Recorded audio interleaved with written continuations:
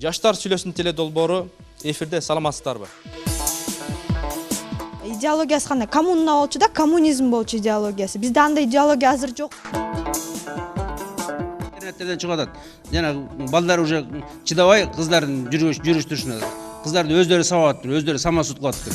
Москвада. Ал кандай деңгээлде болду? Ал жалпы Кыргызстандан мамлекеттик массалык маалымат каражаттарынан берилди.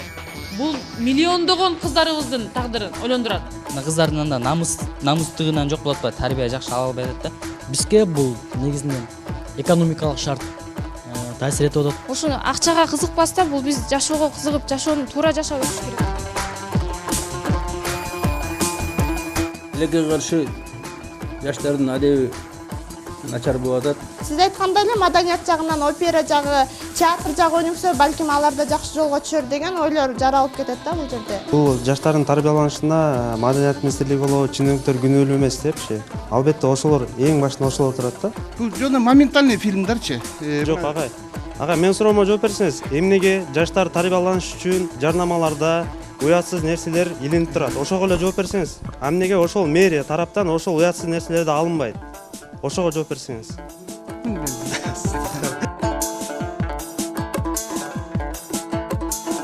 Суицид чыкканда эле ушинтип жыйналыш жасап калыңар деп. Андай эмес да.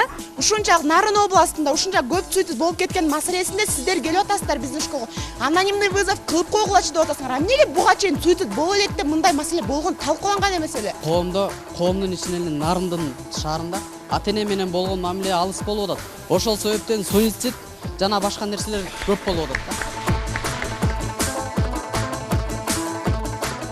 Ачыгыраак кыска көп дейшеби балдар? Же жабыгыраакка көбүрөөк дейшеби? Ар демократия болгондон кийин ал адамдын өз эрки. Чоң кыз сага суроо да, унаажын көзүн сүзбөсө бука жибин үзөбү деп. Аллах бар деп Уран айтсам, диним болор төбөлүк. Пайгамбардын осуятын бекем кармап жүрөлүк.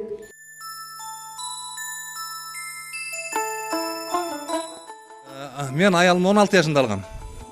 Мен турмуш курганга даярмын да азырчы. Мен калыңым бар, даярдап койгондо атамчы, сиздин 14-төгү небереңиз же кызыңыз барбы? Бериңизчи, мен үйлөнөйүн ошого.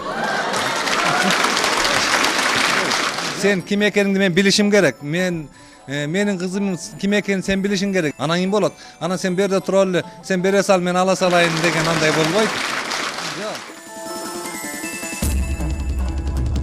Жарым жылаңаш жүгөн бар. Жылаңаш жүгөн бар. Тамеки чегип, түнү менен дискотекаларда жүрүп атат.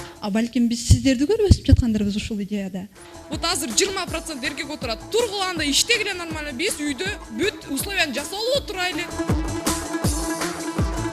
Жакын арада бардык эле мектептерде ошол 1-класстар бүтүрүү кечесин өткөрөт. Жакшы көйнөк алыш керек, чачын жасатыш керек, анан акча бериш керек. Анан ушул нерсени өткөрсө болобу же өткөрбөй койсо деле болобу? Өткөрбөй коюш керек деп айтылат, бирок баары бир өткөзөбүз да.